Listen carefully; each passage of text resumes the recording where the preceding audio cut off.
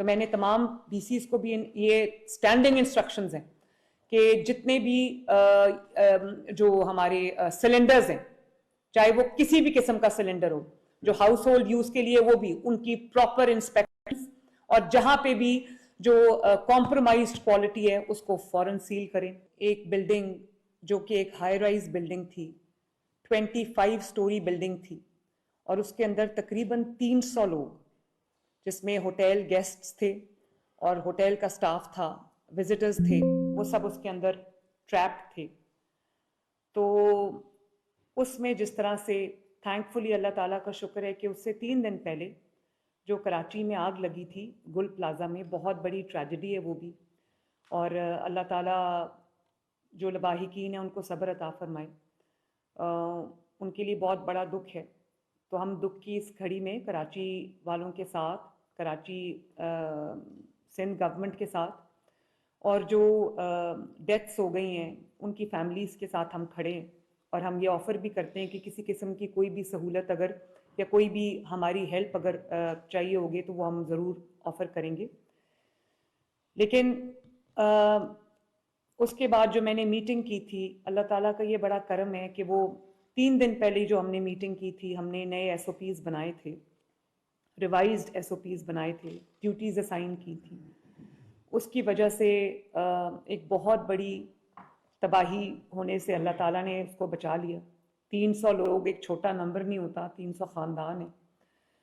तो खुशी की बात यह है कि होल ऑफ गवर्नमेंट अप्रोच थी, और रेस्क्यू 1122 के DG डॉक्टर रिजवान वहाँ पर मौके पे खुद मौजूद थे। 5 मिनट्स उनका रिस्पांस टाइम था, और हम लोगों को एक आदत पड़ चुकी हुई है कि हमारे जितने भी कमर्शियल इस्टेब्लिशमेंट्स हैं वहाँ पर हमने एग्जिट्स को स्टोरेज के लिए यूज़ किया हुआ है या एडिशनल स्पेस क्रिएट करने के लिए यूज़ किया हुआ है। तो अल्लाह ताला का ये शुक्र है कि डिस्पाइट द फैक्ट के जो बेसमेंट थी उसमें बहुत सारे लोग ट्रैप थे, और जो फायर सोर्स था वो भी शायद बेसमेंट थी, तो बावजूद इसके कि बेसमेंट में बहुत लोग ट्रैप थे, सबको माशाल्लाह रेस्क्यू किया। मैं तमाम रेस्क्यू वर्कर्स, रेस्क्यू 1122 के DG को और उनके वर्कर्स को मैं शाबाश देना चाहती हूँ, जिन्होंने वहाँ पर अपनी जानों पे खेल के उन्होंने लोगों को रेस्क्यू किया, उनकी ज़िंदगियाँ बचाईं, और उनके ख़ानदानों का फ्यूचर बचाया।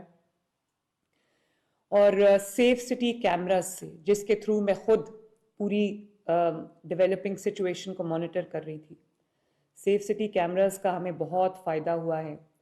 तो जो सेफ सिटी के हेड हैं एहसन यूनुस, उनको भी मैं शाबाश देना चाहती हूँ। बहुत अच्छी बात है कि उन्होंने पूरा हमने उसको टेक्नोलॉजिकली मॉनिटर किया।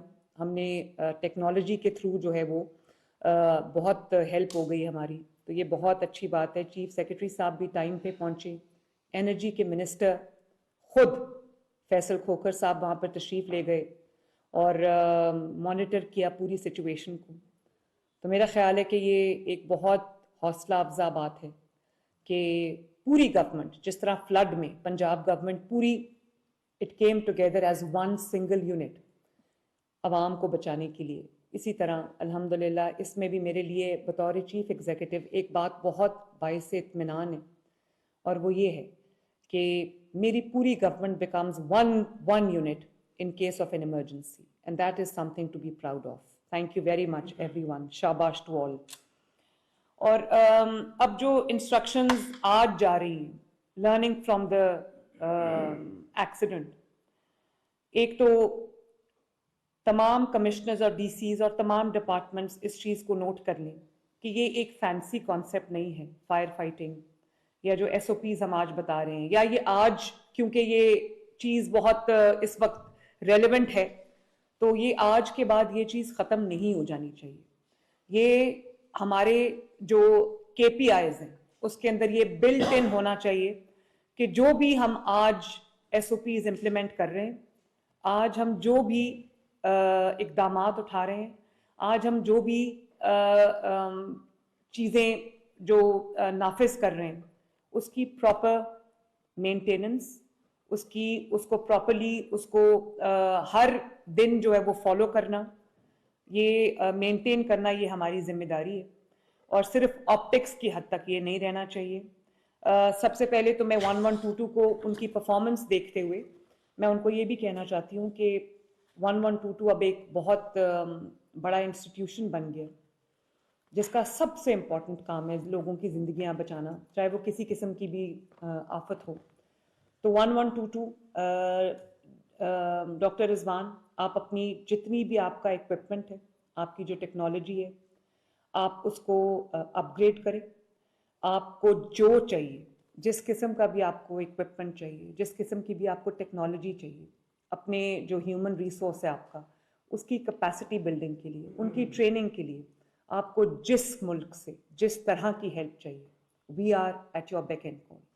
जस्ट नेम इट एंड इंशाल्लाह we will provide you with that. और ये भी मैं बताना चाहती हूँ कि वो डिज़ास्टर जो है वो अवर्ट कैसे हुआ।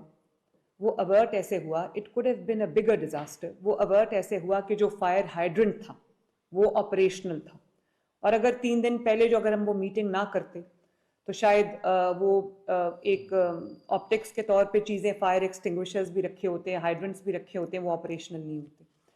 तो बहुत मुश्किल होता है कई दफ़ा अगर हाइड्रेंट आपका ऑपरेशनल ना हो तो पानी ला ला के क्योंकि ट्रैफिक ब्लॉक्स हो जाते हैं, जैम हो जाता है, एक पैनिक सिचुएशन हो जाती है, तो उसमें बहुत मुश्किल होता है कि पानी को बार बार भर के लेकर आना। तो अगर वहीं पर कोई सोर्स होगा, हाइड्रेंट होगा, तो वो बहुत आसानी हो जाती है। दूसरा, आज मैंने 1122 को ये इन्होंने बड़ा अच्छा एक हाई एक्सपेंशन फोम जनरेटर है जिससे आग बुझाने में, फौरी आग बुझाने में जो मदद देता है, और हमने फोम यूज़ भी किया है इस होटल की ट्रेजेडी में। और मैंने आज डीसी लाहौर, ये जो ओनर हैं इस होटल के, आप उनसे, 2 जो लोगों की डेथ हुई है, 3 लोगों की डेथ हुई है अनफॉर्चुनेटली, लेकिन जो 2 लोग वहाँ पर एम्प्लॉयज़ थे, एक आई थिंक कंप्यूटर ऑपरेटर थे, दूसरे वैले थे वहाँ पर, तो ज़ाहिर है वो गरीब लोग होंगे। तो आप इंश्योर करें कि 1-1 करोड़ रुपया जो होटल ओनर है उसको कॉम्पनसेशन उनकी फैमिलीज़ को मिलनी चाहिए। ये कोई कॉम्पनसेशन नहीं है, लेकिन क्योंकि जब एक ब्रेड विनर जाता है तो पूरी ख़ानदान का जो फ्यूचर है वो ख़तरे में हो जाता है। रिस्पांस टाइम बहुत अच्छा था डॉक्टर रिजवान, आपका 5 मिनट्स माशाल्लाह। गवर्नमेंट का पूरा रिस्पांस टाइम बहुत अच्छा था, और आप कोशिश करें कि पूरे पंजाब में आपका यही रिस्पांस टाइम होना चाहिए, नॉट ओनली इन लाहौर। और डॉक्टर रिजवान को ये हिदायत जारी कर दी गई है कि 1122 अपना इंस्पेक्टरेट जो है वो इस्टेब्लिश करे, जिसमें रेगुलर जो इंस्पेक्शंस हैं वो होती रहें, ताकि जो इक्विपमेंट हम इंस्टॉल करवा रहे हैं प्राइवेट इस्टेब्लिशमेंट्स में भी, गवर्नमेंट इस्टेब्लिशमेंट्स में भी, वो सारा फंक्शनल हो, और उसकी चेकिंग जो है वो होती रहे। अब इसमें कुछ शॉर्ट टर्म मेजर्स हैं, कुछ मीडियम टर्म हैं, कुछ लॉन्ग टर्म हैं। जो डेवलपमेंट अथॉरिटीज़ हैं, जैसे LDA है और डेवलपमेंट अथॉरिटीज़ हैं, सबको ये दोबारा से इंस्ट्रक्शन दे दी गई है कि जब कोई बिल्डिंग बन रही हो तो इंश्योर करें कि तमाम सेफ्टी रेगुलेशंस जो हैं वो उनको इंश्योर करें कि उसके बगैर इजाज़त जो है वो किसी भी बिल्डिंग को ना दी जाए। और उसके बाद जो 1122 है वो इंश्योर करे कि वो ना सिर्फ जो इक्विपमेंट है वो इंस्टॉल्ड है बल्कि वो फंक्शनल भी है, और उसकी जो रेगुलर इंस्पेक्शंस हैं वो जारी रहें। हमने special mock exercises across Punjab करवाई हैं, जिसमें एक बहुत अच्छा एक सेशन हुआ है जिसमें रिस्पांस टाइम भी देखा जा रहा है। इमरजेंसी सिचुएशन से, specially in case of fire, उससे निपटने के लिए तमाम डिस्ट्रिक्ट में DCs ने मॉक एक्सरसाइजेज कराई हैं। सबको शाबाश, लेकिन जो मॉक एक्सरसाइजेज हैं वो एक वन ऑफ चीज़ नहीं होनी चाहिए, या ये वो चीज़ नहीं होनी चाहिए कि जब कोई प्रेशर का वक्त आया तो मॉक एक्सरसाइज कर ली, और जब प्रेशर नहीं है तो उसको हम जो है वो पीछे डाल दें। प्लीज़ तमाम कमिश्नर्स और DCs नोट कर लें कि आपकी महीने में एटलीस्ट एक दफ़ा आपकी ये जो स्पेशल फायर ड्रिल्स हैं, इमरजेंसी सिचुएशंस को डील करने के लिए मॉक एक्सरसाइजेज हैं, ड्रिल्स हैं, ये आपके सिस्टम में बिल्ट इन होनी चाहिए, और मेरे कहे बगैर आपकी ये जो ड्रिल्स हैं, आपकी मॉक एक्सरसाइजेज हैं, ये आपकी कंटिन्यूड रहनी चाहिए। और जितनी भी केमिकल की मार्केट्स हैं, कपड़ा मार्केट्स हैं, प्लास्टिक के जहां पर सामान बिकता है, वहां पर हमने ये देखा है कि लोग इन चीजों को बहुत लाइटली लेते हैं, और वहां पर जनरेटर्स और जो ऑयल सोर्सेज हैं वो बिल्कुल उधर पास ही पड़े होते हैं। खुदा न खास्ता एक चिंगारी की सूरत में बहुत बड़ी आग भड़क सकती है। जो छोटे छोटे बाजार हैं, लाहौर में भी हैं, तमाम शहरों में भी हैं, वहाँ पे हमने इंक्रोचमेंट्स हटाई हैं, रास्तों को खुला किया है। लेकिन जहाँ जहाँ अभी भी इंक्रोचमेंट्स हैं, वहाँ प्लीज़ इंश्योर करें कि तमाम इंक्रोचमेंट्स को हटाया जाए, स्पेशली एंट्री पॉइंट्स और एग्जिट पॉइंट्स, कि ये ना हो कि इन केस ऑफ इमरजेंसी कहीं सब कुछ स्टक अप हो जाए और खुदा ना खास्ता कोई नुकसान हो जाए। और जो कमर्शियल मार्केट्स हैं, हम खुद 1157 जो हाउसिंग हमारी मिनिस्ट्री है, वासा इंस्टॉल कर रहा है 1157 हाइड्रेंट्स, फायर हाइड्रेंट्स। लेकिन तमाम कमिश्नर्स और डीसीज ये नोट कर लें कि जितनी भी कमर्शियल बिल्डिंग्स हैं, प्राइवेट एस्टैब्लिशमेंट्स हैं, सबको 1 महीने का वक्त दें, 30 डेज, कि 30 डेज के अंदर अंदर वो अपने फायर हाइड्रेंट्स जो हैं वो इंस्टॉल करें, उनको फंक्शनल रखें।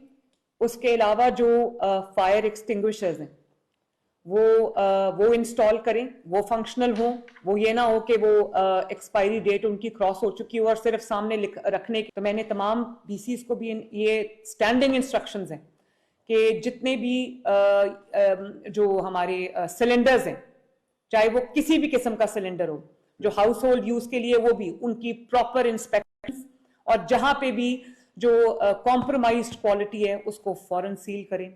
बॉयलर्स की जहां पर इंस्पेक्शंस आप कर रहे हैं, कोई बॉयलर जिसमें आपको लगे कि सब स्टैंडर्ड है, उसको फौरन सील करें। मैं नहीं अफोर्ड कर सकती कि मेरा मजदूर जो है वो या जल जाए या जान से हाथ धो बैठे।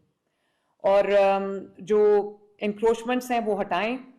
बाजारों के, मैंने फिर कहा, एग्जिट और एंट्रीज जो उनको साफ करें। जो हाई राइज बिल्डिंग्स हैं या जो कमर्शियल सेंटर्स हैं, उनके अंदर अगर एग्जिट्स में लोगों ने फायर एग्जिट्स के आगे उन्होंने एडिशनल स्पेस के लिए जगह रखी हुई है तो उसको हटाएं। बिल्कुल वो फंक्शनल होने चाहिए, ये रेगुलर आपके विजिट्स होने चाहिए।